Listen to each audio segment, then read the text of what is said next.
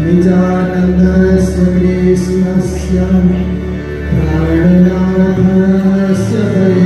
दैवं चरितं भावनामेतत् याचलोके सुदुर्लभम् पठनात् श्रवणात् चैव प्रेमभक्त्या समरचना भवते चर्षितं लोके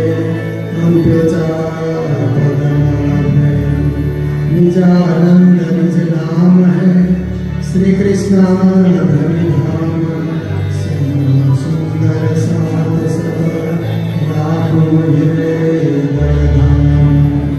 मंगल कृष्ण प्रणाम है मंगलधर मंगल सुंदर सात है मंगल धाम मंगल सुंदर साथ है मंगल धाम। बोलो वृंदावन बिहारी लाल के श्री सद्गुरु महाराज के श्री प्राणनाथ प्यारे की सर्व सुंदर साथ की। परमादरणीय श्री 5 पद्मावतीपुरी धाम पन्ना से पधारे हुए पन्ना धाम के अर्थ प्रणामी समाज के धर्मगुरु डॉक्टर दिनेश पंडित जी जो कल से ही हमारे बीच उपस्थित होकर के धाम का आशीर्वाद हमें प्रदान कर रहे हैं। आज श्रीमद् भागवत कथाकार चंडीगढ़ से श्री कृष्ण प्रणामी इस दरबार से पधारे हुए स्वामी श्री श्यामानंद जी महाराज और हमारे दिव्य ब्रह्मपुर धाम हरियाणा से पधारे हुए श्री दिव्यानंद जी महाराज, श्री पीताम्बर पीठ धाम असम रणसाली से पधारे हुए हमारे नारायण स्वामी जी महाराज, भागवत कथाकार और मंगल धाम के धर्म प्रचार के प्रचार सचिव श्री नीलारस सागर जी, हंसदास जी महाराज, ज्योति स्वरूप जी और खम्बात से आए पुजारी जी, सद्धर्म प्राण शिरोमणि समस्त सुंदर साथ जी, माताएं बहनें भाइयों सभी को कोटि कोटि करवंदन प्रेम प्रणाम। ये आयोजन ये प्रातःकाल से आप देखेंगे तो चौथे चरण का कार्यक्रम प्रारंभ हो रहा है। प्रथम चरण में मंगल आरती से लेकर के वाणी चर्चा और वाणी प्रवचन ये हम लोगों ने प्रातःकाल ही संपन्न किया, जिसमें आप सब सहभागी बने। फिर हम लोगों ने मंदिर में गोटा पारायण का पाठ किया। पारायण दूसरे चरण का हमारा कार्यक्रम था जो पूर्ण हुआ। तीसरे चरण में इसी मन से गुरु जी को हमने याद किया। 40 साल का स्मरण, गुरु जी का आदेश, गुरु जी का उपदेश, गुरु जी का संदेश हम लोगों ने फिर से सुनने का, फिर से उसे आत्मसात करने का, फिर से उसे ग्रहण करने का हमने ये बहुत ही सुंदर कार्यक्रम में आयोजित किया। अब चौथे चरण में वाणी चर्चा और भागवत श्रीमद् भागवत कृष्ण कथा है। पर वाणी चर्चा एक ही चौपाई में आपके समक्ष आज रखूंगा, क्योंकि थोड़ी देर में भागवत के मध्य पूज्य स्वामी सदानंद जी महाराज पधार रहे हैं, तो उनका भी सम्मान होगा, उनका भी प्रवचन होगा और हमारे पद्मावतीपुरी धाम पन्ना से पधारे हुए धर्म गुरु जी का भी आशीर्वाद होगा। तो मैं विशेष करके इस भागवत कृष्ण कथा के आयोजक गुरुजी प्रणामी मिशन ट्रस्ट के सीनियर ट्रस्टी श्री कैलाश जी अग्रवाल और शारदा जी अग्रवाल पिछले 50-52 साल से मंगल धाम सेवा में संलग्न होकर के मंगलधाम के नाम को चारों ओर फैलाने के लिए सदा सदा संलग्न रहते हैं। उनके छोटे भाई विनोद जी और उर्मिला जी दोनों ही सेवा में संलग्न रहते हैं और कैलाश जी के सुपुत्र संजय जी और पुत्र वधु सविता जी भी हमारे मध्य उपस्थित हैं और विनोद जी के यहाँ पौत्र भी यहाँ पर उपस्थित हैं। परिवार के अन्य सदस्य भी यहाँ पर उपस्थित हैं और एक तरफ इधर कालिम्पोंग अमर मिल के श्री लक्ष्मी नारायण जी, गायत्री जी, उनका परिवार भी इस भागवत में प्रमुख यजमान के साथ यजमान के रूप में जुड़े हुए हैं। तो ऐसा ये सुंदर कार्यक्रम आज तो मात्र शुभारंभ होगा, पर कल 2:30 बजे से 5:30 बजे तक नित्य प्रति कल से लेकर के 26 तारीख तक यह कार्यक्रम चलेगा और आप सब सुंदर साथ वाणी सुनने का, भागवत रसपान करने का आनंद लेते रहेंगे। तो आज प्रारंभ के दिन में मात्र एक चौपाई मैं आपके समक्ष रखना चाहूंगा। प्राणनाथ जी महाराज वाणी में कहते हैं, शास्त्र पुराण वेदांत जो भागवत पूरे साथ, नहीं कथा ये दंतनी सतवानी एवा। कहते हैं दुनिया में बहुत सारे शास्त्र है ना, जो मानव के लिए संविधान के रूप में लिखे गए। धर्मशास्त्र क्यों? कभी कभी मन में प्रश्न में उठता है कि इतने सारे धर्मशास्त्र की क्या जरूरत है? जब से सृष्टि बनी ना, सृष्टि के मानव को एक निश्चित नियम में बांधने के लिए कोई न कोई नियमावली चाहिए और वह नियमावली ही हमारे शास्त्र हैं। वेद के रूप में, पुराणों के रूप में, संहिताओं के रूप में, उपनिषद के रूप में, गीता भागवत के रूप में, रामायण के रूप में मानव को एक निश्चित नियम में बांधना ही होगा, अन्यथा मानव कुछ भी कर सकता है। मानव में 2 गुण छुपे हुए हैं ना। मानव दैवी गुण को विकास करेगा तो मानव ही देव बन सकता है और मानव आसुरी दुर्गुणों को अपने अंदर बटोरेगा तो मानव ही दानव भी बन सकता है स्वभाव से। इसलिए स्वभाव को अच्छा कैसे बनाना, स्वभाव को सुंदर कैसे बनाना, स्वभाव को दैवी कैसे बनाना, इसके लिए हमें शास्त्र पढ़ना होगा, क्योंकि धर्मशास्त्र पढ़ने से ही गुण और अवगुण का हमें ख्याल होता है।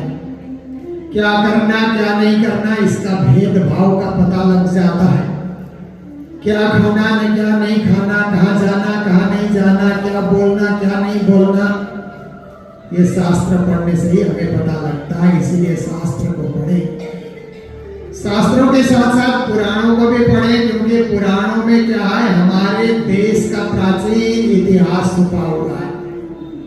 पौराणिक इतिहास, पहले देश कैसा था, कौन कौन इस देश में राज्य करते थे, उस समय के ऋषि कौन थे, महर्षि कौन थे, भक्त कौन थे और उस समय के शासक कौन थे, ये सारा कुछ इतिहास जानना है तो पुराण को पढ़ना होगा। जो 18 पुराण में वेद व्यास जी ने पूर्ण रूप से इस देश का इतिहास लिखा हुआ है। पर 18 के 18 पुराण नहीं पढ़ सके तो एक पुराण तो पढ़े, भागवत।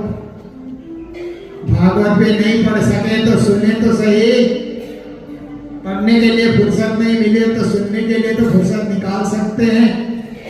जो भागवत पढ़े हुए विद्वान आपको उसका सार आपके समक्ष रखेंगे।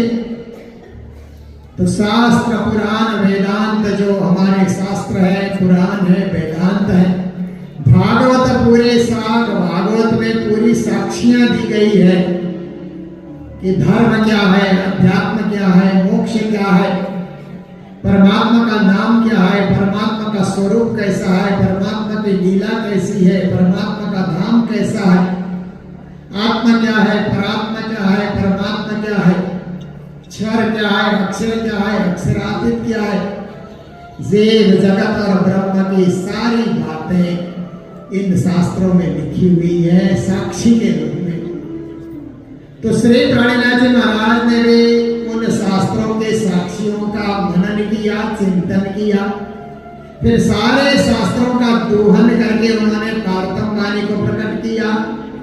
इसलिए तारतम वाणी में शास्त्रों की सब साक्षियां मिलती है। तो तारतम वाणी कोई मन गणंत ऐसा कोई ग्रंथ नहीं है, इसमें प्रमाण है, साक्षियां हैं, और परमात्मा के स्वरूप का जो वर्णन शास्त्रों में किया है उसी को प्राणनाथ जी ने और स्पष्ट शब्दों में प्रतिपादित किया है। इसलिए नई कथा ये दंतनी शास्त्रों की बात और तारतम वाणी की बात को दंत कथा नहीं समझना चाहिए।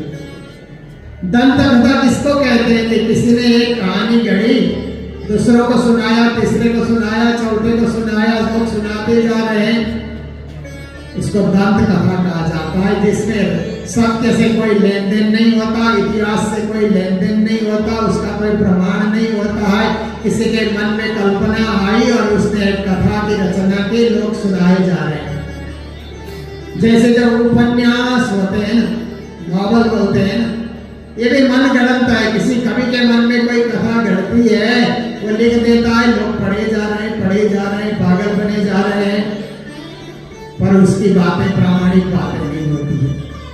पर शास्त्र की बात प्रामाणिक बात ही होते हैं। और शास्त्रों में जो लिखा है परमात्मा के प्रेरणा से लिखा है, ऋषियों ने, मुनियों ने, महात्मा ने। और प्राणनाथ जी ने भी जो वाणी लिखी है पूर्ण ब्रह्म परमात्मा की प्रेरणा से, उनका जोश आया, उनका आदेश आया, उनका आवेश आया, इसलिए प्राणनाथ जी ने वाणी लिखी। इसलिए इसको कभी दंत कथा नहीं समझना चाहिए। यह कपोल कल्पित नहीं है, ये सत्य है, ये धर्म है, वास्तविकता है और मूल है। सतवाणी प्राणनाथ जी कहते हैं जो कुछ लिखा है अक्षरशः सत्य है। वो अक्षरशः सत्य मानने के लिए हमको क्या कहना होगा कि शास्त्रों की बात को यूनिवर्सल ट्रुथ कहना पड़ेगा, विश्व सत्य।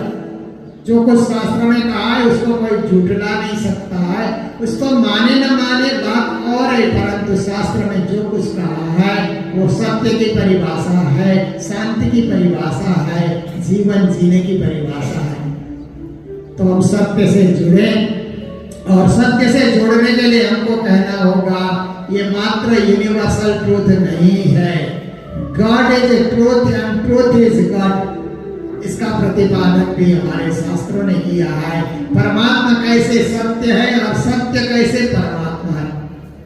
आपने सुना होगा कि एक बार हमारे प्रथम प्रधानमंत्री जवाहरलाल नेहरू ने किसी सभा में कहा कि मैं भगवान को नहीं मानता हूं।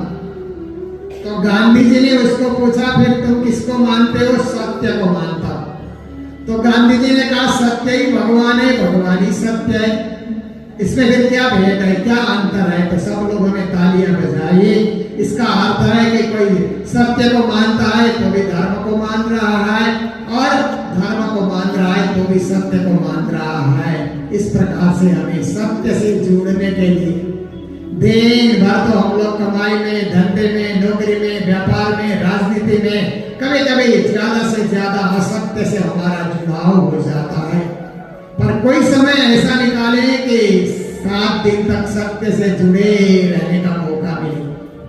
यह है श्रीमद् भागवत कथा, यह है श्रीमद् तारतम वाणी की चर्चा, जो आपको धर्म से जोड़ेगी, सत्य से जोड़ेगी, वास्तविकता से जोड़ेगी और जीवन जीने की कला सिखाएगी।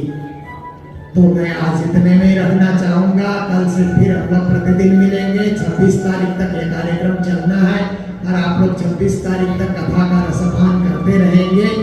तो मैं हमारे भागवत के विशिष्ट प्रवक्ता, जिन्होंने वृंदावन धाम में बैठ करके 3 साल लगा करके भागवत का गहन अध्ययन किया है, श्री श्यामानंद जी महाराज जो चंडीगढ़ से पधारे हैं, उनसे मेरा सादर आग्रह रहेगा कि अपनी भक्तिमय ओजस्वी वाणी से भक्ति रस से परिपूरित श्रीमद् भागवत का आस्वादन कराएं। बोलो कृष्ण कन्हैया लाल की, सद्गुरु महाराज की, श्री प्राणनाथ प्यारे की।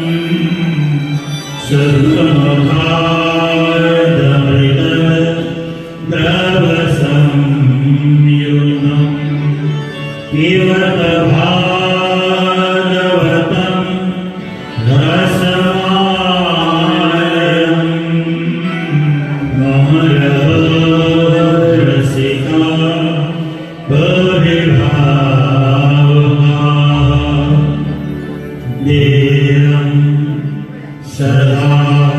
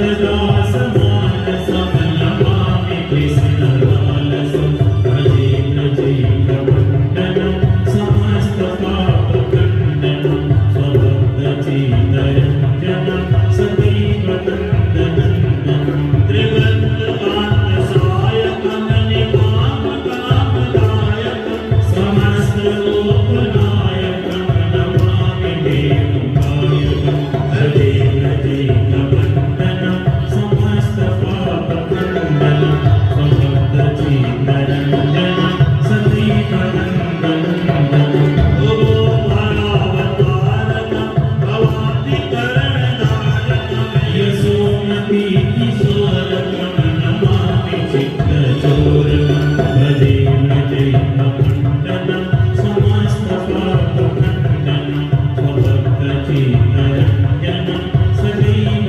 नन्दनन्दनं नन्दनन्दनं सदैव नन्दनन्दनं सदैव नन्दनन्दनं सदैव नन्दनन्दनं सदैव नन्दनन्दनं सदैव नन्दनन्दनं सदैव नन्दनन्दनं सदैव नन्दनन्दनं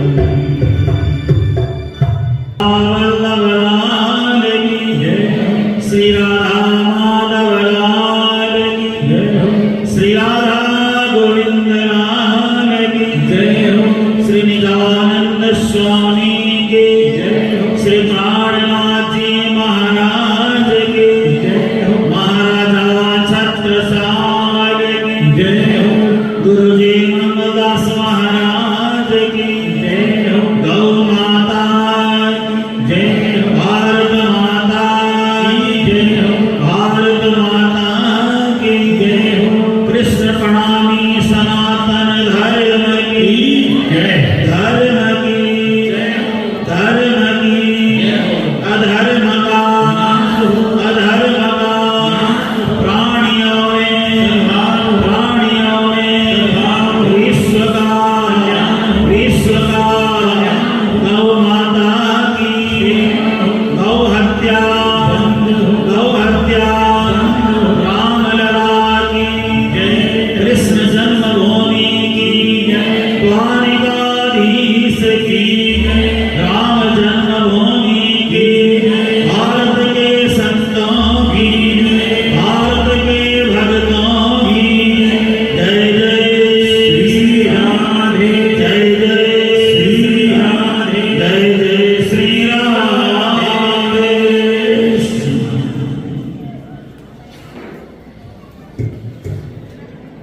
अकारण करुणा वरुणालय भक्तवांछा कल्पतरु नंदनंदन श्याम सुंदर श्री कृष्ण चंद्र की यह साक्षात वाकई प्रतिमूर्ति श्रीमद्भागवत महापुराण महामती श्री प्राणनाथ जी की रसमयी रसधारा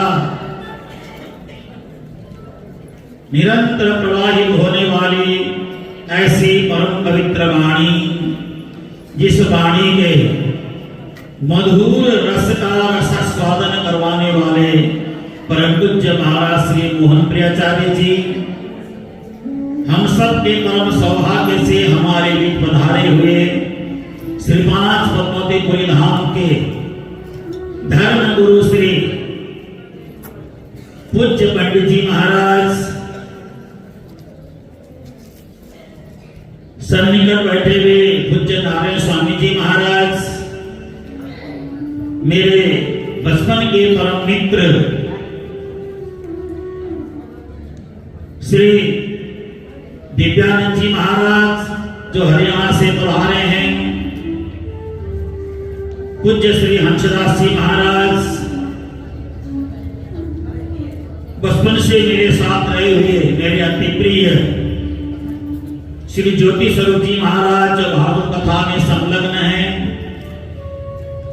और हमारे अरिंदों में विशेष करके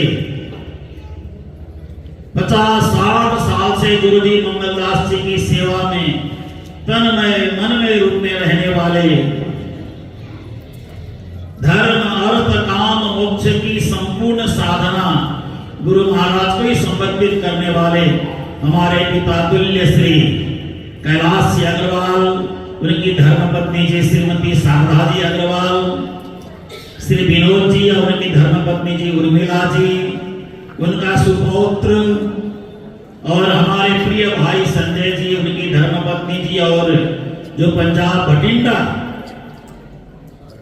बटाला से आए हुए हमारे बंधुगण, और यहाँ मंच पर लीलाधर सागर जी और आप सभी गुरु जी मंगलदास जी के इस परम पावन मंगलमय गोद में बैठे हुए धर्म प्राण सभी सुंदर साथ जी को करबद्ध कोटि कोटि प्रेम प्रणाम। और विशेष करके मेरे श्री संगीतकार बंधु श्री हेम प्रकाश जी शर्मा, जो कम से कम 30-35 साल से मेरे साथ हैं। इसी प्रकार से इस बार ऑर्गन में मुझे साथ देने वाले मेरे प्रिय श्री चेतन मणि जी,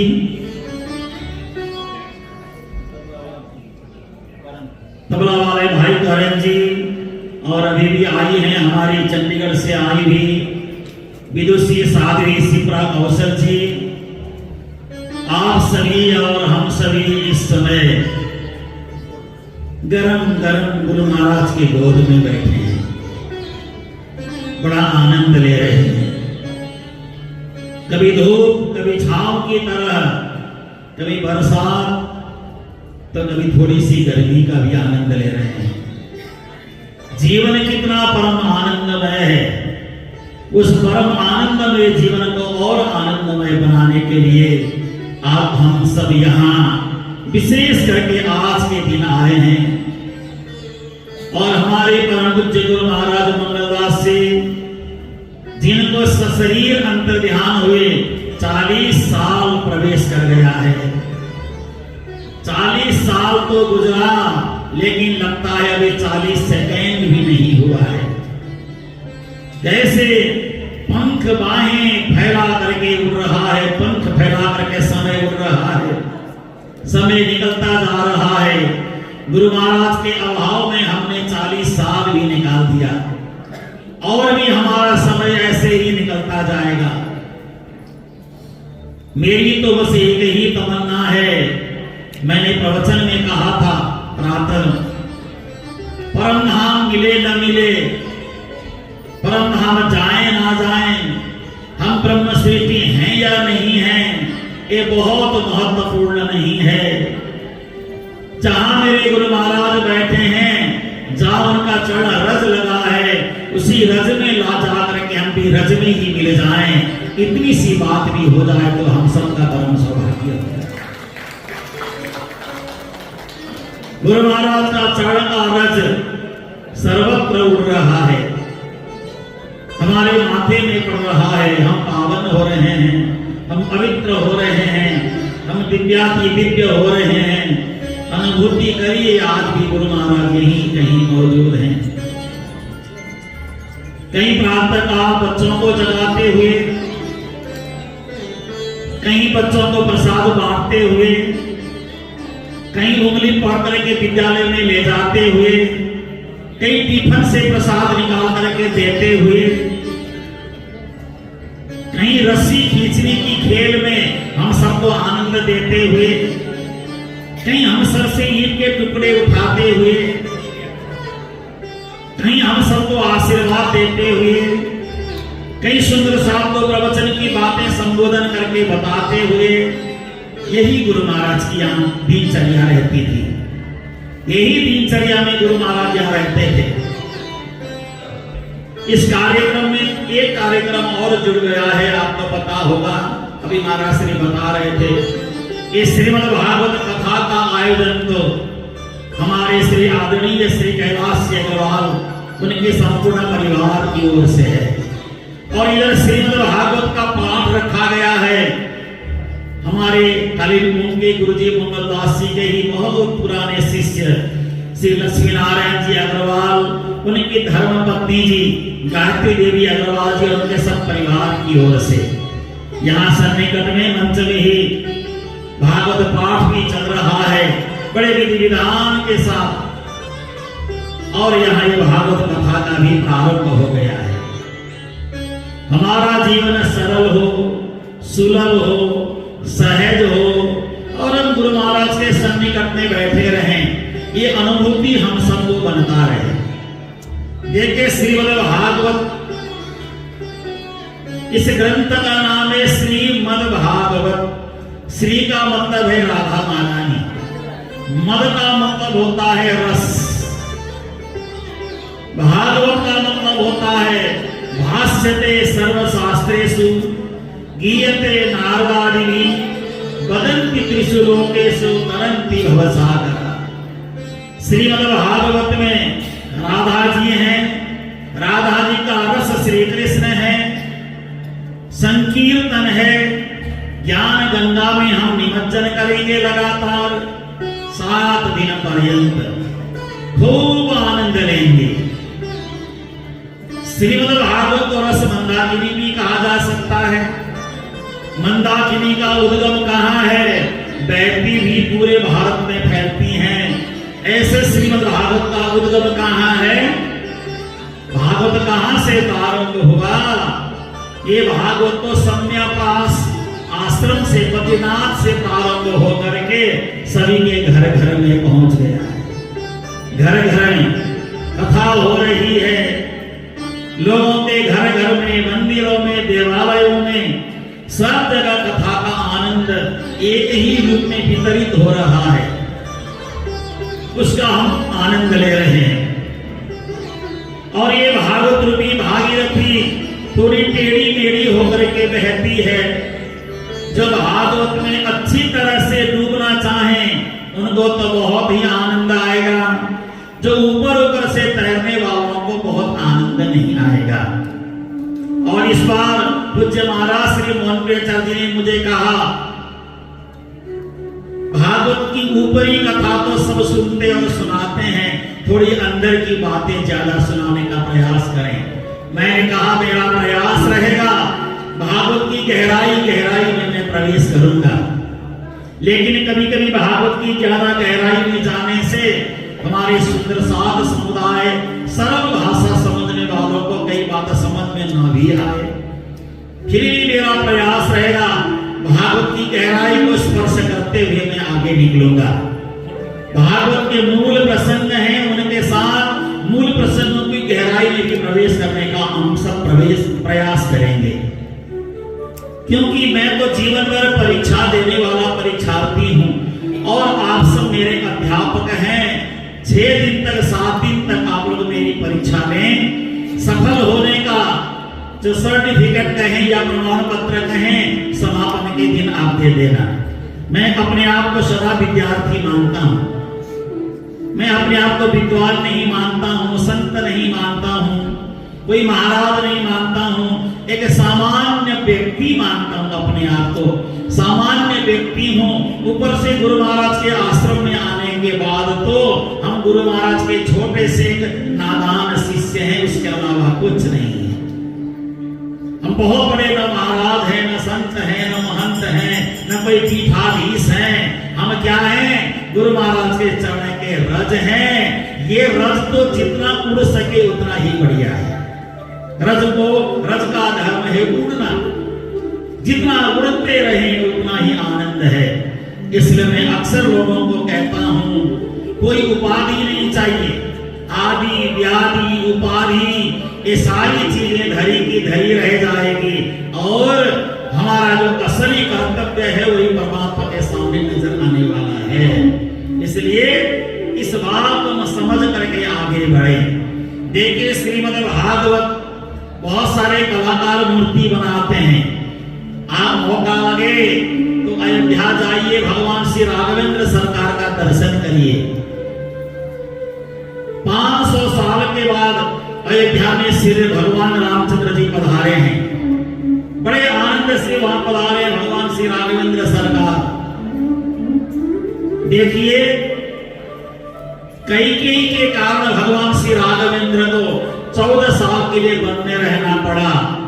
ये तो उस समय वन में रहे और वन से वापस भी आ गए, लेकिन हमारी सबकी वजह से भगवान श्री राघवेंद्र को 500 साल घर से बेघर होकर के रहना पड़ा। अब ऐसी सरकार आई है जो धर्म को मानती है, समाज को मानती है, सनातन धर्म को आगे बढ़ाने का प्रयास करती है।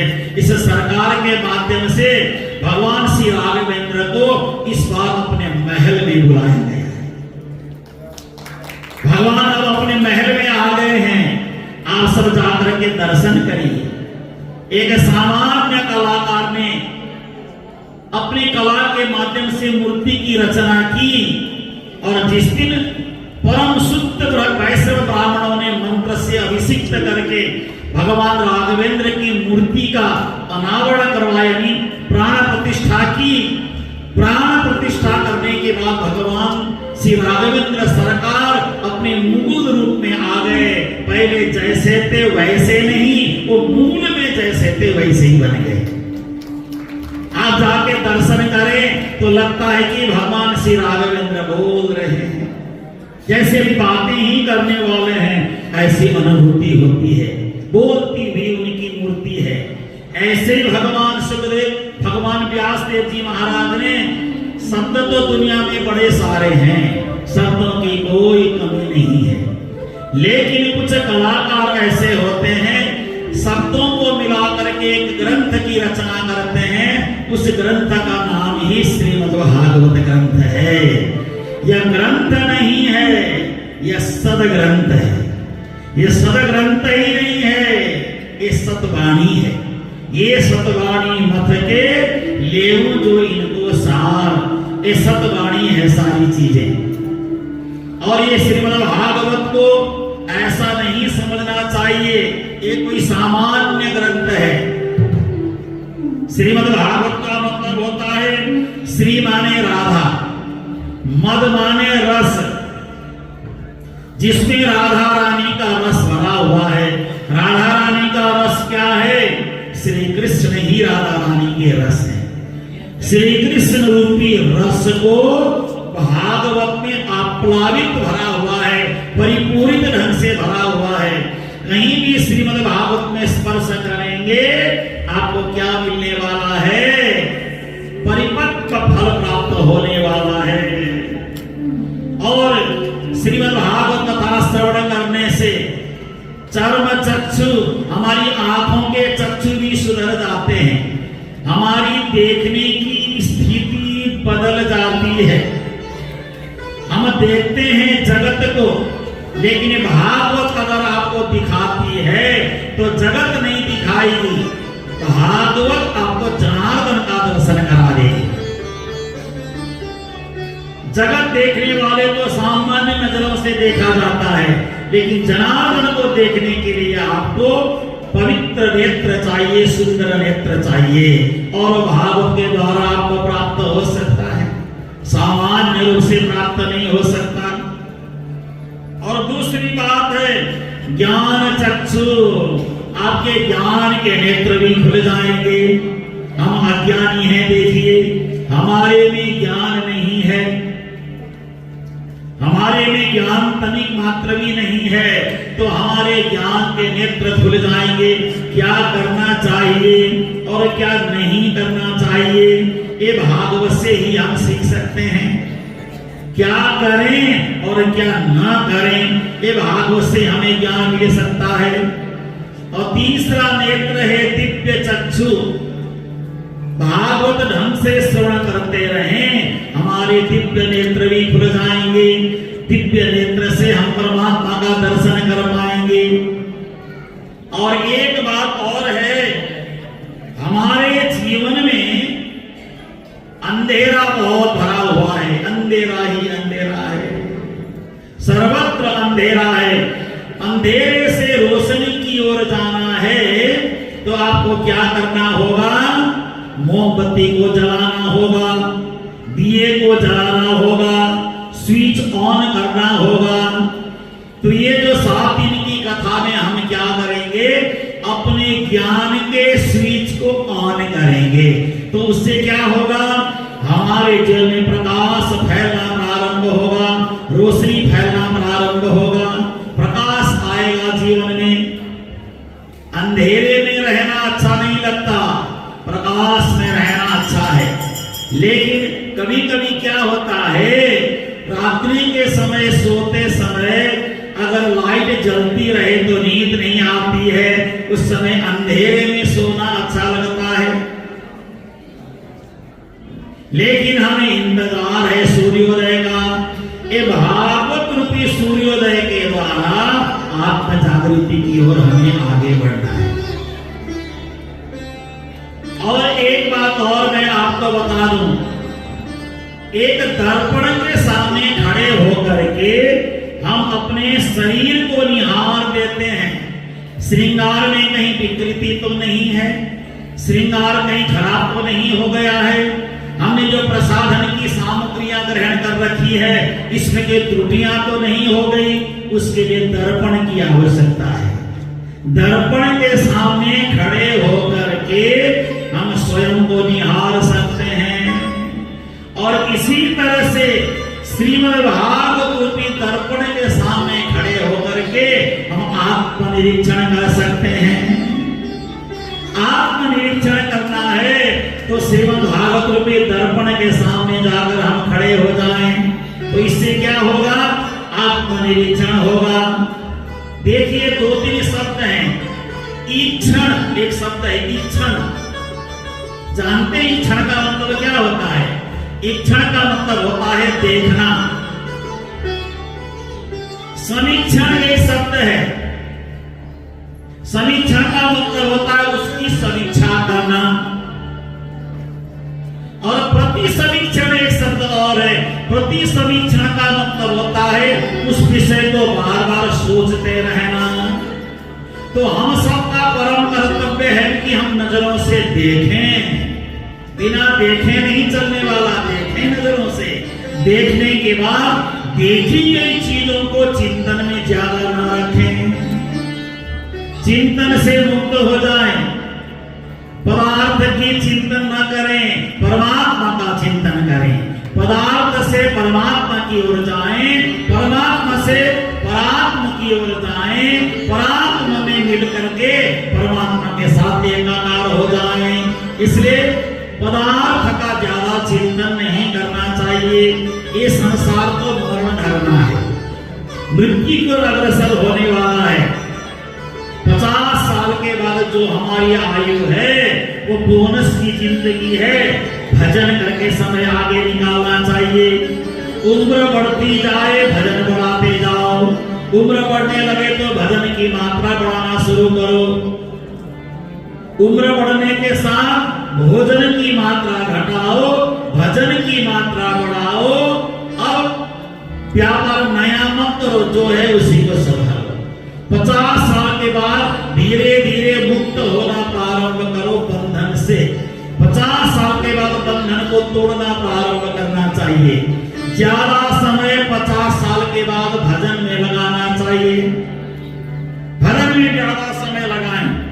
इसलिए जितना हो सके भजन में ज्यादा समय लगाएं। बुढ़ापे में भजन करेंगे ऐसा कभी ना सोचें। बुढ़ापा आजकल आता ही नहीं है। आजकल जवान मौतें बहुत हो रही है, जवान मौत बुरी हो रही है। ऐसी घटनाएं बड़ी देखने को मिलती है।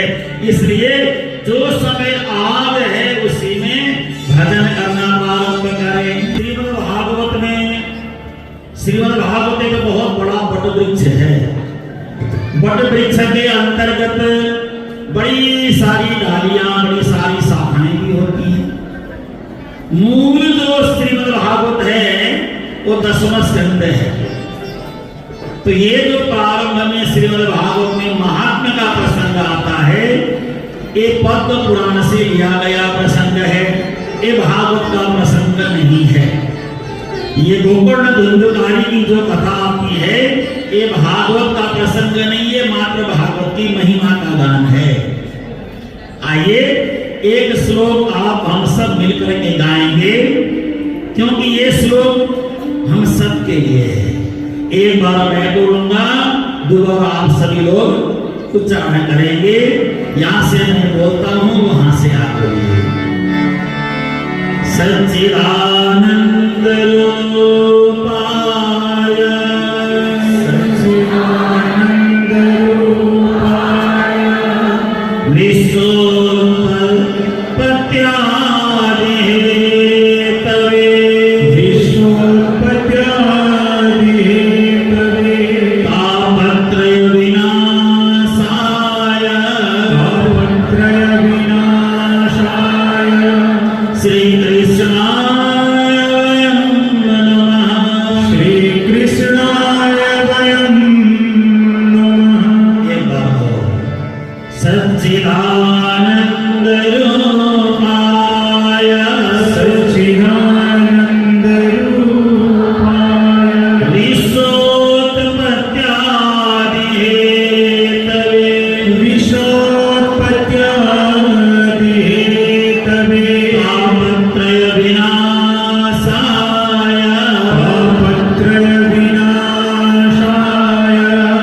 कृष्णाय नमः।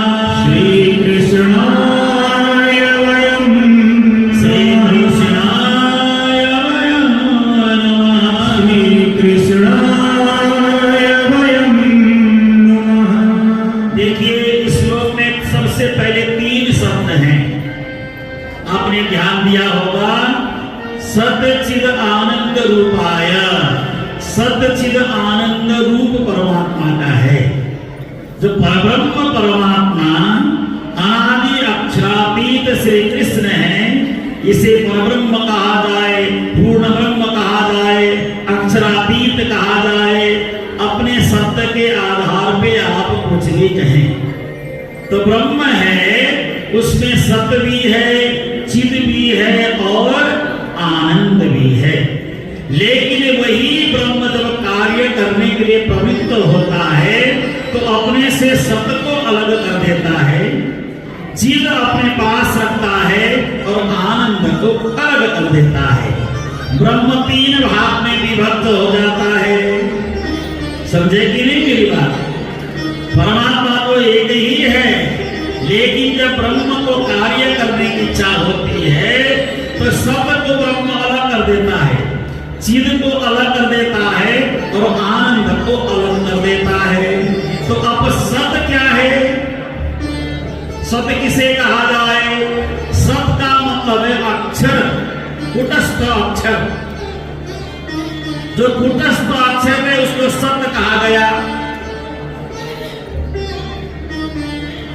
और जो चिद है वो ब्रह्म है, परमात्मा श्री राजी महाराज जिन्हें हम कहते हैं। और आनंद है वो श्यामा स्वरूपा है, जिनको राधा जी कह लो, श्यामा जी कह लो, कुछ भी कह लो, किसी भी नाम से आप पुकार लो, सत्य है, चिद है और आनंद है। अब यह थोड़ा सा आप देखिए, चिंतन करिएगा। अब सत्य जो है वो अक्षर है, सत्य जो है वो अक्षर है। अब सत्य ने भी अपने को 3 भाग में बांटा। मेरी बात समझ लेना अच्छी तरह से। सत्य ने अपने आप को 3 भाग में बांटा, तो सत्य का 3 भाग क्या हुआ? सत्य ने 3 गुण को जन्म दिया। सत्य ने जो 3 गुण को जन्म दिया उसको शास्त्र कहता है सत्य से एक गुण पैदा हो गया जिसको कहा गया सतगुण। सत्य से ही फिर रज की उत्पत्ति हुई, उसको कहा गया रजगुण। अब सत्य से एक और पैदा हो गया, उसको कहा गया तमगुण। आप ध्यान देना, चिंतन करना, सोचना। अक्षर ब्रह्म से 3 गुण बने। क्या बने? सतगुण, रजगुण और तमगुण। तो सतगुण अब ये न ब्रह्मा है, न विष्णु है, न शंकर है, कुछ भी नहीं है। ये 3 गुण का विभाजन कर दिया। समझ में आ रही ना बात? सच्चिदानंद ने सत को अलग किया तो अक्षर बन गए, सत जिसको अक्षर ब्रह्म कहा गया। अक्षर ने अपने आप को 3 भाग में बांटा तो 3 गुण बन गए, सतगुण, रजगुण, तमगुण बन गए। अब ये सतगुण को कहां रखा जाए? सतगुण को रखने के लिए कोई घर चाहिए ना, घर। किसी तरह तो सतगुण रहेगा, तो सतगुणों का अधिष्ठाता भगवान श्रीमन नारायण, भगवान विष्णु को बना दिया गया। रज का अधिष्ठाता भगवान ब्रह्मा जी को बना दिया गया और तम का अधिष्ठाता भगवान शंकर को बना दिया गया। और सत्य ने आदेश दिया 3 गुणों को संसार की संरचना करो, संसार की रचना करो। तो इत अक्षर को विलस्यो मन, 5 तत्व 14। सीधी सी बात है ना। अक्षर का मन लगा तो क्या बना? 3 गुण बन गए। 3 गुण में से सत रज तम बना। सत रज तम को ब्रह्मा विष्णु महेश ने स्थापित किया गया। तो ब्रह्मा जी का काम क्या है? संसार को बनाना। भगवान श्रीमन नारायण का काम क्या है? क्या करना है उनका काम? जगत का पालन करना। और भगवान आदिदेव भोलेनाथ शंकर का काम क्या है? जगत को समेट लेना। अब आप एक बात मुझे बताओ, ये ब्रह्मा विष्णु महेश है राज्य के अंश है या नहीं है? मैं आप सभी को पूछ रहा हूं, राज्य से ही पैदा हुए हैं ना? महाविष्णु मन, मन से त्रिम, ताथे धीर चर सब, समझ में आ गई बात? तो राज्य से ब्रह्मा विष्णु अलग हैं, है या नहीं है? तो ब्रह्मा जी को गाली देना चाहिए नहीं देना चाहिए? विष्णु जी को गाली देना चाहिए नहीं देना चाहिए? शंकर जी को गाली देना चाहिए नहीं देना चाहिए? तो जब किसी को गाली देना ही नहीं चाहिए तो सब तो हमारे ही तो हैं। इसलिए मेरी दृष्टि में सारा चराचर जगत ही राज्य महाराज है। मैं जगत को भेद नजर से देखता ही नहीं हूं। कई बार बोलते हैं ना, ये तो नारायण है, मैं तो रांची में भी नारायण देखता हूं, नारायण में भी रांची देखता हूं। या तो मेरी बुद्धि खराब है, या तो मैं अज्ञानी हूं, या श्रोता अज्ञानी है। कहीं ना कहीं तो त्रुटि है। मेरी नजर में सारा चराचर जगत कण कण में एक ही ब्रह्म व्याप्त है, एक ही ब्रह्म व्याप्त है। ब्रह्म कभी भी अलग अलग नहीं हो सकता। एक हम बहुश्याम कह के नाना रूप बनायो, सृष्टि रतायो, नींद में ईश्वर आप कहायो। तो राज्य से ही सब अलग हुआ नहीं हुआ। एक छोटा सा काम अपन कर लेते हैं। आपका जो पोता है, हमारे यहाँ पे बैठे हैं निर्मल जी। निर्मल जी बड़े प्रेमी हैं, मेरे से वो सालों से बड़ा प्यार है और हम आपस में बड़ा प्यार लगाव से रखते हैं। मेरा प्यार निर्मल जी से है, मेरा प्यार निर्मल जी की पत्नी जी से है, या यूं कहा जाए हमारे सामने कैलाश जी बैठे हैं। मेरा प्यार कैलाश जी से है, शारदा जी से है, मेरा प्यार उनके दोनों तीनों बेटों से भी है, लेकिन पोतों से मेरा प्यार नहीं है। तो कैलाश जी के पोते को मैं तो थप्पड़ मार दूंगा। तो कैलाश जी का दिल दुखेगा नहीं दुखेगा? सबको प्रश्न पूछ रहा हूं। हाँ जी निर्मल जी, आपके पोते को दो थप्पड़ मारूंगा, आपको आनंद आएगा नहीं आएगा? तो भगवान विष्णु को गाली देंगे तो रांची को आनंद आएगा नहीं आएगा? अरे बाप रे, कितने समझदार। इसलिए कभी किसी देवी देवताओं की निंदा न करो। सब देवी देवता एक हैं, किसी की निंदा नहीं करनी चाहिए, सब बराबर हैं। मेरी नजर में तो सब देवी देवता एक हैं। मैं कभी ये बांके बिहारी का मंदिर, बांके बिहारी छोटे, राधा वल्लभ जी छोटे, रांची बड़े नहीं बोलता हूं, क्योंकि जिसकी नजर में बांके बिहारी जी बड़े हैं वो बड़े हैं, छोटे कोई भी नहीं है, सब बड़े हैं। मेरी बुद्धि छोटी है, मेरी समझ छोटी है, मेरी बुद्धि कमजोर है, मेरी समझ छोटी है, इसलिए मैं छोटे बड़े का भेद करता हूं। न कोई छोटा न कोई बड़ा। मुझे तो ब्रह्मा जी भी चाहिए, विष्णु जी भी चाहिए, शंकर जी भी चाहिए, वरुण देवता भी चाहिए, सूर्य देवता भी चाहिए। चलो मान देते हैं सूर्य भगवान को हम थूक देते हैं, ये सूर्य भगवान बहुत गर्मी करता है, थूक। तो थूक कहाँ आएगा? अपने सिर पे आएगा नहीं आएगा? तो हमने सूर्य को गाली दिया तो कोई सूर्य को नुकसान हुआ? फिर क्यों गाली देना? सूर्य भगवान तो हमारा नहीं है तो क्यों धूप सेकना? ठंड के दिनों में धूप नहीं सेकना चाहिए। इसलिए देखो भाई, मैं तो सनातनी हूं, मैं शुद्ध सनातनी हूं। कृष्ण प्रणामी बाद में, सनातनी पहले। मैं अपनी बातें कर रहा हूं। मैं आप लोगों को मेरी बातें अच्छी लगे न लगे उससे मुझे तनिक मात्र भी फर्क नहीं पड़ता है। मुझे मेरी बात मुझे अच्छी लगती है।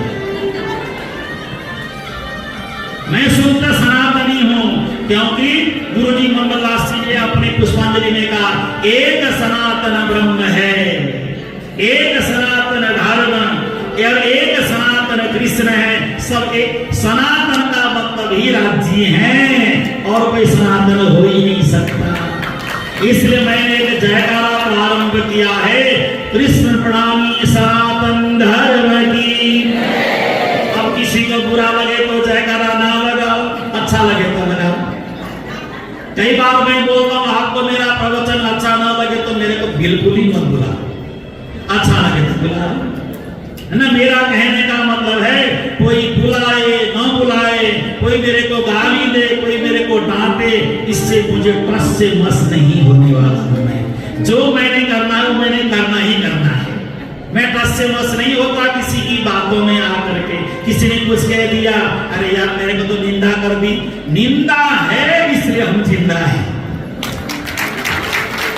मरने के बाद तो मेरी फोटो में माला पहना ही देंगे ना।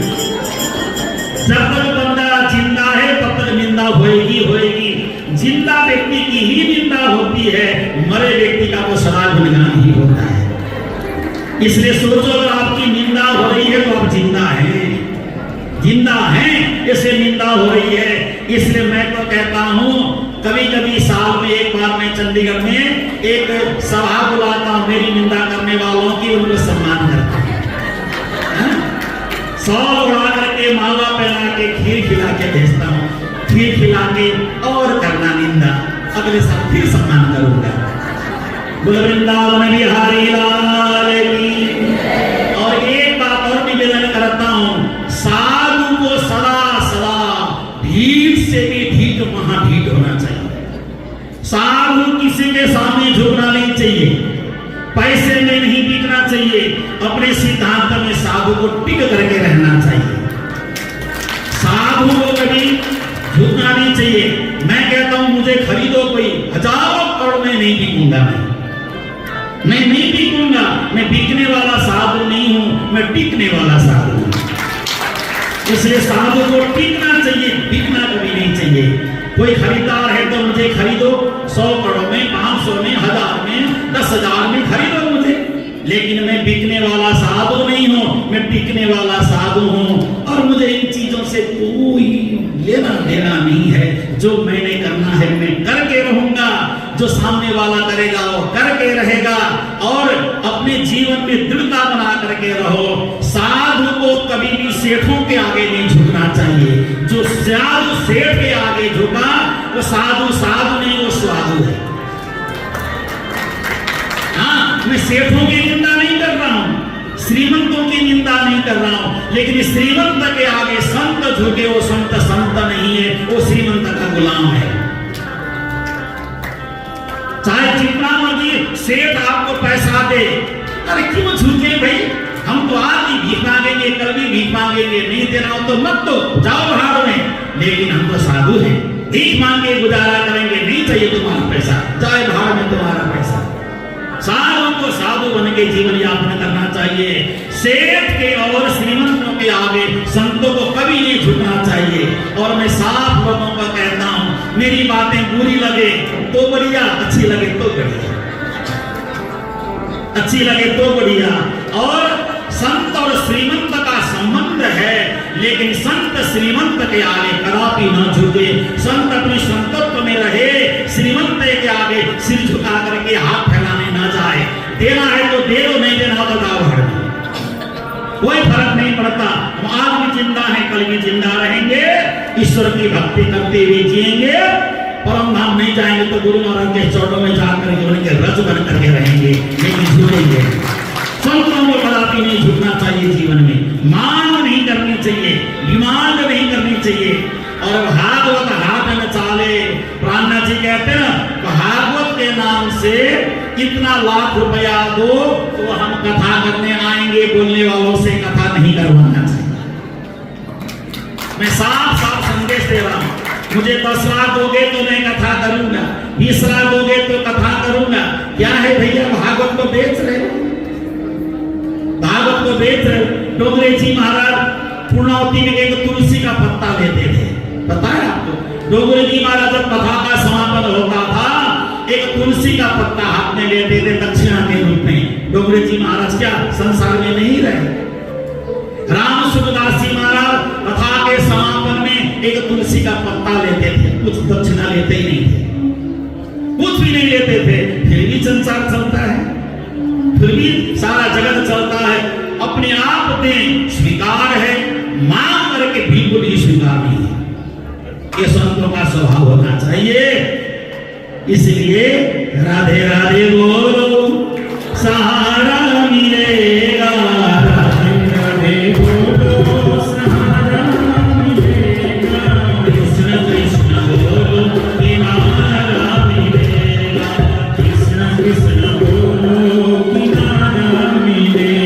राधे राधे बोलो सहारा मिलेगा, राधे राधे बोलो सहारा मिलेगा, कृष्ण कृष्ण बोलो किनारा मिलेगा, कृष्ण कृष्ण बोलो किनारा मिलेगा, कृष्ण कृष्ण बोलो किनारा मिलेगा, कृष्ण कृष्ण बोलो किनारा मिलेगा।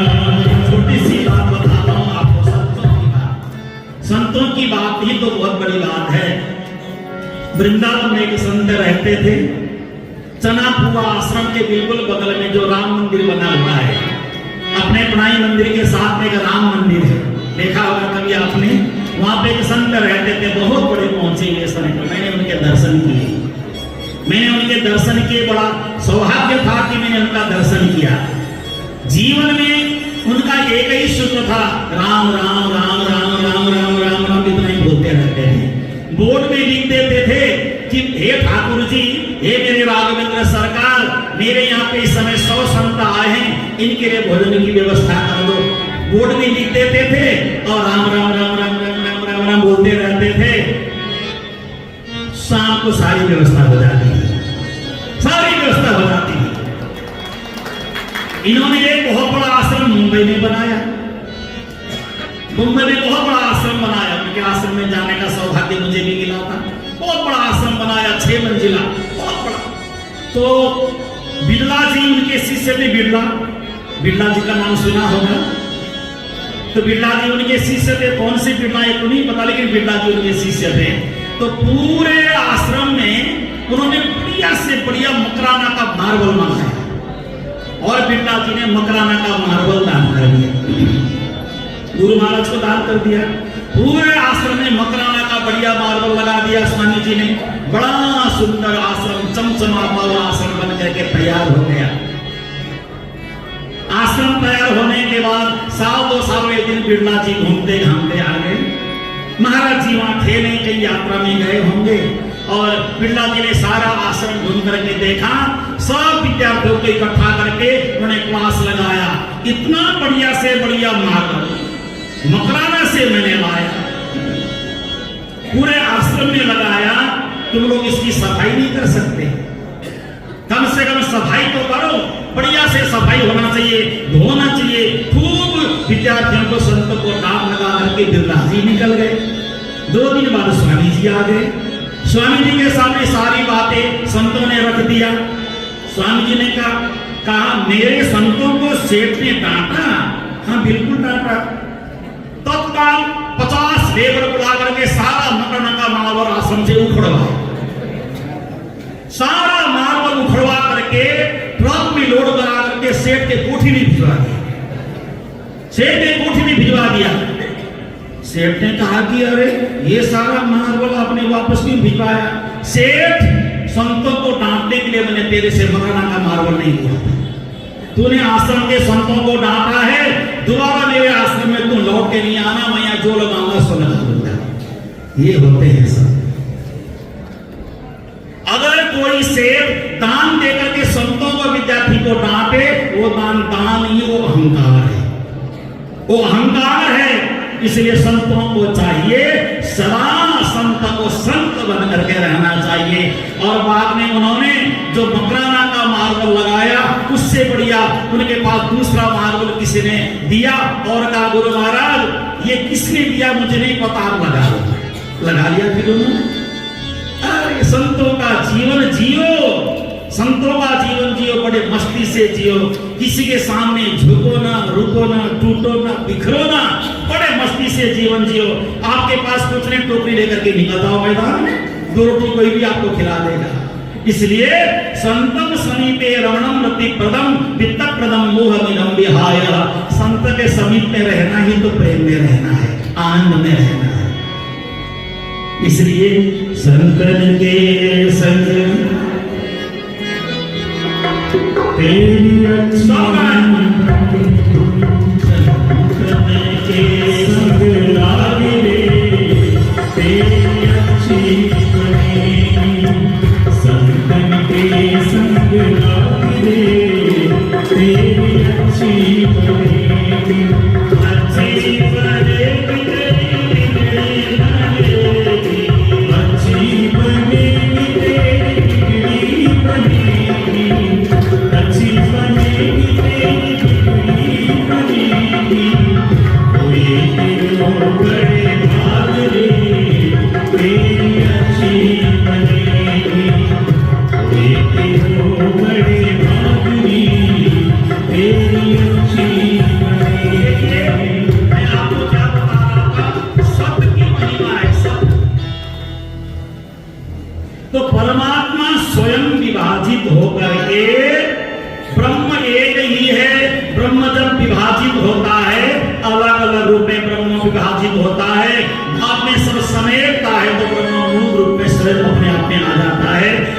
किसी देवी देवता संतों की महात्माओं की निंदा हमें नहीं करनी चाहिए। सब संत महात्मा, भारत के सभी संत हमारे प्यारे हैं, सारी देवी देवता भी हमारे प्यारे हैं, देवता वरुण देवता भी हमारे प्यारे हैं, और ये हवा देवता है, वायु देवता भी हमारे प्यारे हैं। सबका सम्मान करो, सबकी इज्जत करो।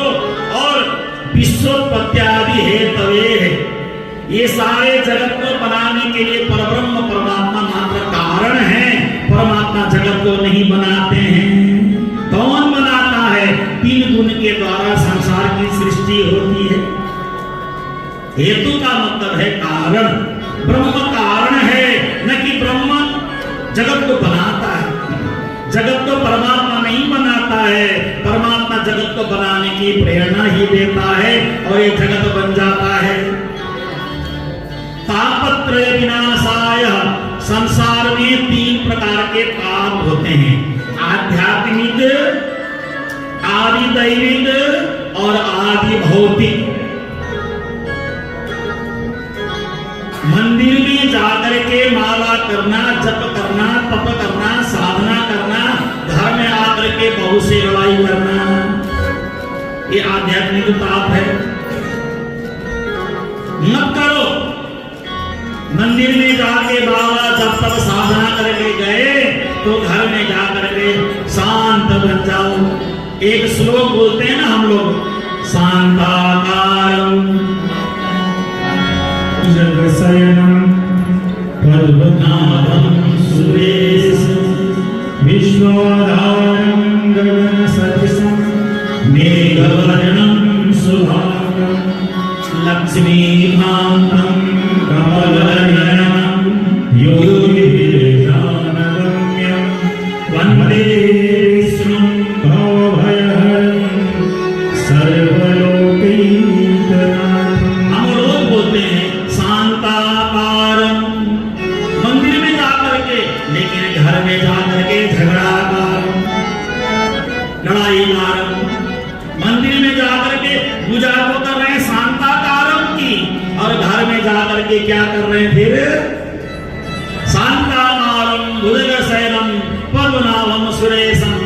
शांताकारं की पूजा करें और घर में जाकर झगड़ा करके आ जाए, ये कोई लाभ नहीं होता है। इसलिए परमात्मा 3 प्रकार के पाप को नाश, पाप को नहीं मेरे भैया, पाप नहीं, परमात्मा पाप को नहीं मिटाता है, पाप को भोगना ही पड़ेगा। अवश्यम एव भोक्तव्यम कृतं कर्म शुभाशुभम। शुभ या अशुभ जो कर्म हमने किया है उसको तो भोगना ही पड़ेगा। इसलिए धीरे धीरे धीरे धीरे अशुभ कर्मों को मिटाने के लिए शुभ कर्म करना प्रारंभ करें। माला की संख्या बढ़ाएं, जप की संख्या बढ़ाएं, तप की संख्या बढ़ाएं। 50 साल के बाद 1-1 घंटा सुबह शाम करके के जप करना प्रारंभ कर ही दें। अभी से आज ही से करें। तो अब आप लोग सोचेंगे हम तो 50 से नीचे हैं, हमें तो कुछ करना ही नहीं है। जो 50 से नीचे वाले हैं तो उससे भी ज्यादा करना प्रारंभ करें। क्यों? आजकल किसी का भरोसा नहीं है, कोई किसी का भरोसा नहीं, एक क्षण का भरोसा नहीं है। कल के लिए प्लान न बनाएं, आज का प्लान बनाएं, आज ही पूरा करें, आज ही सो जाए। कल का कल देखी जाएगी, कल के लिए न जिए, आज के लिए जे, वर्तमान में जे। मेरे परमाराध्य गुरु महाराज ये बोलते थे, रोज आज ही आएगा, कल तो कभी आएगा ही नहीं। कल का मतलब है काल, इसलिए काल के चंगुल में नहीं जाना चाहिए। आज का काम आज ही पूरा करें, कल के लिए कोई काम न छोड़ें, कल तो काल का दिन है ना। तो परमात्मा 3 प्रकार के ताप का नाश करते हैं, आध्यात्मिक, आदि दैविक, आदि भौतिक, और अंत में ऐसे कृष्ण को प्रणाम कर रहे हैं। कौन करता है प्रणाम? श्री कृष्णाय वयं नमः। आप हम दोनों मिलकर के प्रणाम कर रहे हैं। ऐसे श्री कृष्ण को आप भी प्रणाम कर रहे हैं, मैं भी प्रणाम कर रहा हूं। अब देखिए यहाँ पे वयम शब्द है ना, संस्कृत में 3 शब्द होते हैं। एक शब्द होता है अहम, एक शब्द होता है आवाज, एक शब्द है वयम, और वयम शब्द का मतलब होता है हम सब मिलकर के श्री कृष्ण को प्रणाम कर रहे हैं। सत्यम एक अनंतम ब्रह्म, ब्रह्म सत्य है और एक है, लेकिन कार्य करने के लिए वही ब्रह्म विभाजित हो जाता है। जगत में ब्रह्म फैल करके सारा काम करता है, फिर अपने में सिकुड़ जाता है, इसलिए ब्रह्म की स्थिति ऐसी ही होती है। ये श्रीमद् भागवत के महात्म्य का, पद्मा पुराण का पहला श्लोक है। एक दिन की बात है, एक दिन की बात है, सभी लोग एकत्रित होकर के, सारे मनुष्य ऋषिगण एकत्रित होकर के भगवान श्रीमन्नारायण के चरणों में गए। कहा हे भगवान कृपा करके हमें बताएं, कलयुग आ गया है, कलयुग से बचने का उपाय क्या हो सकता है। कलयुग बड़ा पाप देने वाला है, कलयुग में पाप करने का ज्यादा मन करता है। मार्ग में कहीं एक 500 का नोट जैसा कागज का टुकड़ा भी अगर गिरा होगा ना, मुड़ मुड़ के देखेंगे तो 500 का नोट ही तो देखने का मन करेगा, है तो उठा ही लेते, कहीं ना कहीं काम ना जाएगा, है ना।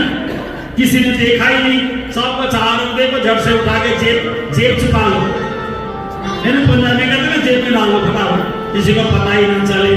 लेकिन परमात्मा तो सब जगह बैठा है, परमात्मा घट घट में रहता है। घट का मतलब क्या है? घट का मतलब होता है घड़ा। ये शरीर रूपी घड़े में परमात्मा का निवास स्थान है। ये हमारा शरीर घड़ा है, इस घड़े में परमात्मा रहता है। इसलिए जिस घड़े में परमात्मा रहता है उस घड़े का सम्मान हो रहा है। इसलिए मैं कई बार लोगों से कहता हूं, ये घड़े को 108 की क्या जरूरत है। कई बार हम जैसे सामान्य लोगों को लोग 108 लगा देते हैं, तो मैं बोलता हूं 108 हो गया, मैं इधर से 108, मेरी उंगली 108, मेरे दांत 108, कहां 108 है, लेकिन लोग लगा देते हैं। तो मुझे ये सब चीज बहुत ज्यादा पसंद नहीं आता है। अरे जितना मेरा नाम है उतना ही बोलो, बस उतने में खुश है। मेरे को श्यामानंद जी बोलो, मैं प्रसन्न रहता हूँ। श्री श्री 108 श्यामानंद जी बोलने से लगता है कोई मुझे डांट रहा है। मुझे ये सब लंबा चौड़ा पसंद ही नहीं है, छोटा नाम लो बड़ा अच्छा लगता है। क्यों? मैं कई बार प्रवचन में बोलता हूँ, कृष्ण जी बोलने से कभी कृष्ण जी नाराज नहीं होते हैं। श्री श्री 108 कृष्ण जी बोलना ही नहीं पड़ता है। हाँ? रांची बोलने से रांची प्रसन्न होते हैं, श्री श्री 108 रांची का मंदिर नहीं बोलना पड़ता। तो सारे तो सब अपनी जगह सब सही है, सब ठीक है। मनुष्य को ही सम्मान इसलिए मिलता है, मनुष्य जगत में आकर के ऐसे कर्म करके जाता है, कर्म के आधार पे उसका सम्मान बढ़ता है, उसकी प्रतिष्ठा बढ़ती है। आइए छोटा सा संकीर्तन करें। पूज्य महाराज श्री पढ़ा रहे हैं, राधे राधे बोलो सहारा मिलेगा, राधे राधे बोलो सहारा मिलेगा, कृष्ण कृष्ण बोलो किनारा मिलेगा, कृष्ण कृष्ण बोलो किनारा मिलेगा, हरे कृष्ण कृष्ण बोलो किनारा मिलेगा, कृष्ण कृष्ण बोलो किनारा मिलेगा, राधे राधे बोलो सहारा मिलेगा, राधे राधे बोलो सहारा मिलेगा, कृष्ण कृष्ण बोलो किनारा मिलेगा, कृष्ण कृष्ण बोलो किनारा मिलेगा, हरे कृष्ण कृष्ण बोलो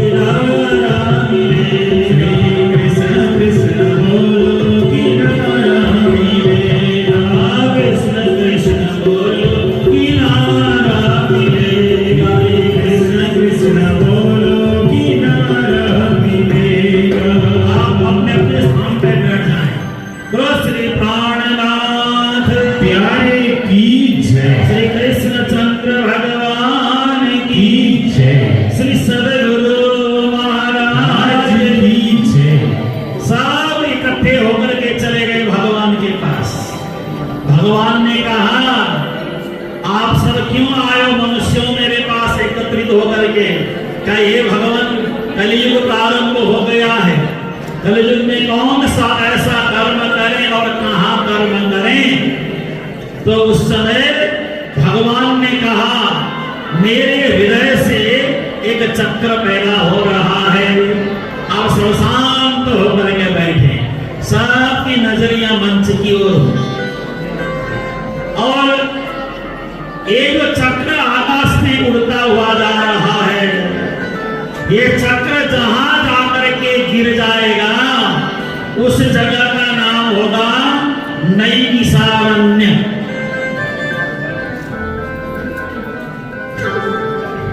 यानी एतन मनोमयम चक्रम मया सृष्टम विसिज्यते यत्रास्य शीर्यते नेमि सदेश तपसः शुभः। मनोमय चक्र से मिले यत्र श्रेयम तत् नैमिषम, नैमिषम च अरण्यम च तत् नैमिषारण्यम। जहां चक्र का धार, संस्कृत में चक्र के धार को नीवे कहते हैं। नीवे यत्र श्रेयम तत् नैमिषम, नैमिषम च अरण्यम च तत् नैमिषारण्यम। जहां सुदर्शन चक्र का धार टूट जाए उस जगह का नाम है नैमिषारण्य। बोलो नैमिषारण्य धाम की। नैमिषारण्य धाम के जगह में बैठ करके आप लोग कथा पुराण की कथा को श्रवण करो। तो नैमिषारण्य में सब ऋषि गण एकत्रित हो गए, बड़े बड़े ज्ञानी, बड़े बड़े मुनि, बड़े बड़े गुणीजन, बड़े बड़े सिद्ध लोग एकत्रित हो गए। और उस समय नैमिषे सुतमासीनम अविवाद्य महामतिम प्रभामृतरसा स्वाद कुशला सौनक आदि ऋषियों ने सुतजी महाराज के सामने 6 प्रकार का प्रश्न रखा। और ये 6 प्रकार का प्रश्नों का नाम लेकर के कवि के कथा प्रसंग को विराम दे देंगे। 6 प्रकार का प्रश्न क्या है? अज्ञान ध्वांत विध्वंस कोटि सूर्य समप्रभ सुताख्यायि कथा सारम मम कर्ण सायम। हे गुरु महाराज, अज्ञान ध्वांत विध्वंस, अज्ञान रूपी घने अंधकार को विध्वंस करने में आप सहायक हैं। और सूर्य कोटि समप्रभ, हे गुरु महाराज, हजारों सूर्य की तरह आपके मुखारविंद की आभा है। हमें श्रीमद् भागवत कथा का सार सुनाइए। कथा सारम मम कर्ण रसायनम, जो मेरे कान को रसायन का नाम करे ऐसी कथा सुनाइए। पहला प्रश्न, एक प्रश्न और पूछा, भक्ति ज्ञान विरागाप्तो विवेको वर्धते महान। ज्ञान भक्ति वैराग्य बढ़े ऐसी कथा सुनाइए। ज्ञान बढ़े, भक्ति बढ़े, वैराग्य बढ़े ऐसी कथा हमें सुनाइए। तीसरा प्रश्न, माया मोह निरासस्त वैष्णवै क्रियते कथम। ये संसार में माया मोह के कारण हम निराश हो गए हैं। तो निराश में आस आप ही हैं। हमें आस लगाइए कि हम अच्छा कर्म कर रहे हैं, ये कैसे पता चलेगा? और एक प्रश्न और है, यह घोर कलौ प्राय जीवस्तान सुरतान गता। इस कलयुग में सभी मनुष्य असुर जैसे बन गए हैं। खाना पीना सोना बड़े मस्ती इसी में आनंद है। खाओ पियो सो जाओ, पैसे कमाओ और नोट गिनते रहो। बस नोट जितना आता है उतनी नींद कमा दी। आपके पास कोई ला करके नोट रख देंगे, ये है 1000 करोड़, गिनती करो, रात में नींद नहीं आएगी, करते ही रहोगे गिनती, आना बंद हो जाएगा, फिर परेशान। इसलिए धन के पीछे को पड़ना ही नहीं चाहिए। धन क्या है? आज है और कल नहीं है। जो चलायमान है, चंचला आयुष्यम जललोल बिंदु चक्रम फेलोतमम जीवनम, झरने से गिरने वाले पानी को आप देखते रहो और अपने आयु को देखते रहो। ऐसा ही धन, ऐसी ही संपदा, जिसके बगैर काम भी नहीं चलता, जिसके आने से नींद भी बिगड़ जाती है, चैन समाप्त हो जाता है। क्लेश कांतस्य तस्यैव शोधने किं परायणम, क्लेश के कारण लोग आक्रांत हो गए हैं, बड़े परेशान, दिन भर मेहनत करें, रात को जाकर के 2 सूखी रोटी खाएं, फिर मेहनत किस काम की? डॉक्टर ने सब खाना बंद कर दिया है, फिर पैसा किस काम का? अरे बादाम भिगा के खाओ, काजू किशमिश भिगा के खाओ, अगर ये नहीं खा सकते तो धन कमाया, नोट भिगा के उसका जूस पी लो। क्या करोगे? इतना पैसा जो कमा रखा है, 1 लाख रुपए रात को डुबा दो, उसका जूस पी लो, तो काम हो जाएगा, एनर्जी भी आ जाएगी, नोट सुखा के जेब में रखो। लेकिन होता नहीं है, जितना मर्जी कमा लो, खाना तो रोटी ही पड़ेगी। धन जितना मर्जी कमा लो, धन से तृप्ति नहीं होती है। ये तो संतुष्ट रहने का अभ्यास करो। हमारे पंजाब में एक भजन गाते हैं ना, आशा करे वंदे दिया होतियां पूरियां, कलम का बथेरा फिर भी रहंदियां अधूरियां, तांग वाला आखे रब्बा मेरे हथे कार होवे, कार वाला आखे रब्बा हवा ते उड़ा रही है, जहाज वाला वेख वेख वटदाए भूलियां, ये इच्छा तो कभी पूरी नहीं होती। इच्छा को लगाम लगाओ। 50 साल की उम्र होने के बाद मैंने कहा ना, भजन बढ़ाओ, भोजन कम करो, व्यापार धंधा समाप्त करो, जितना है उतने में गुजारा करना प्रारंभ करो। बहुत बड़ा भी लोगे तो क्या कर लोगे? क्या कर लोगे? मैं पूछ रहा हूं, बड़ा भी लोगे तो क्या कर लेंगे? क्या कर लेंगे? उसका कुछ नहीं, अपने को संतुष्टि की मैंने बहुत धन कमाया, उसके अलावा और क्या होगा? 2-4 लोग आपका जयकारा कर लेंगे, सम्मान कर लेंगे, और क्या होगा उससे आगे? मुझे बताओ, उससे आगे कुछ होता हो तो कुछ नहीं होता है। इसलिए वृंदावन में महाराज जी ना, प्रेमानंद जी महाराज, वो बोलते हैं कि भाई हमें पैसा मत दो, हम तो भीख मंगे हैं, तो भीख मंगे ही रहना चाहते हैं, क्या करेंगे? मैं तो नोट पहचानता भी नहीं हूं। जी रहे हैं ऐसे संत लोग भी। तो कहने का मतलब है, संतम समीपे रणम भक्ति प्रदम, जितना है उतने में, क्लेश क्रांतस्य तस्यैव शोधने किं परायणम, और श्रेयसाम यन भवे श्रेय, सबसे श्रेय से श्रेय बातें हमें बताइए। कृष्ण प्राप्ति कर्म शाश्वत साधन तद्वदाधुना, कृष्ण की प्राप्ति कैसे हो, ये बात हमें बताइए। अब इन 6 प्रश्नों का उत्तर कल आप सभी के सामने कथा के माध्यम से रखेंगे।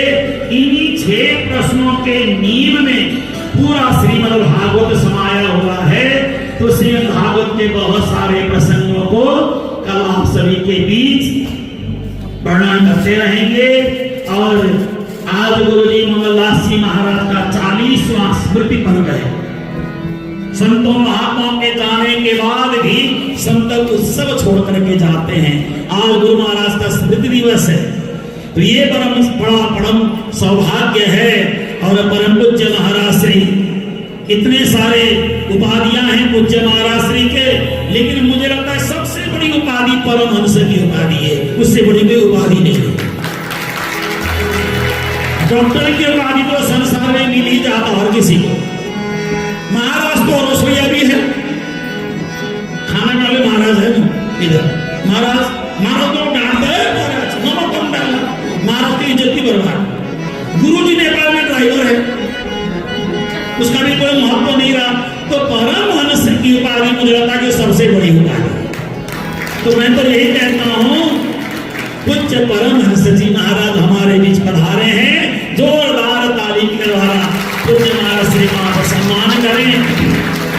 जिनका एक एक श्वास परमात्मा के नाम पे।